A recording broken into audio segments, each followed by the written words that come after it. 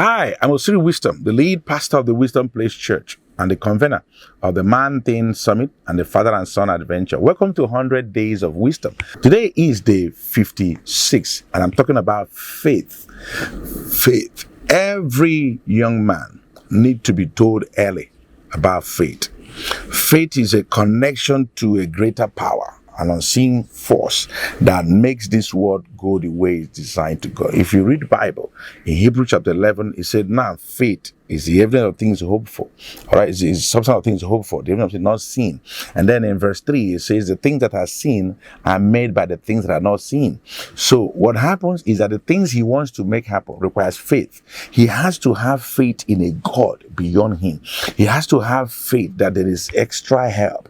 He can't be a man fully without understanding faith. We don't understand that things may not always be rosy, but that through faith and optimism, you can overcome, that faith is actually a spirit that can cause you to look at circumstances that look as though it's not working and decree that it's going to work and pursue it until it works. Once you understand that, it pushes you to that zone where you can now begin to appreciate the totality of everything that you have in place. So I want you to capture this, that your best is yet to come. Don't you ever allow yourself to stay in that zone where you are not completely sold out in teaching your son faith. Maybe you're not big on faith, okay? But you have to grow it for your sake of your son. When your son understands faith, he understands the basic thing that faith does for an individual. You do exploit through faith.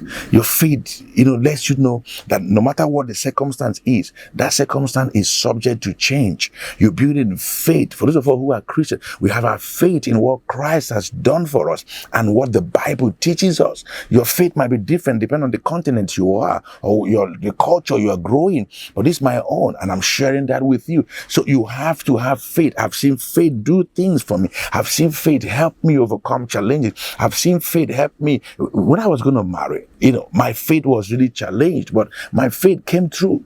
And now the Bible says, if you plant a faith is like a seed of a mustard seed, that when it's planted is the least among all the seed, but later it becomes the greatest. So you want your son to be, he has to have faith. He should not easily give up. He should not just throw in the towel at every little thing. The Bible has stories of people who through faith did exploit. You see the likes of Gideon, you see the like of Samson, the like of Joseph, David, Esther, Ruth, all these people, Dorcas, people did exploit through faith. People conquered kingdom, people established the authority, people had dominion through faith. That's what you need to teach your son. Don't teach your son something that is not going to be helpful. Faith is going to help your son. He needs to know faith is about simply believing what God has said, confessing what God has said in agreement with your mouth, and then taking action.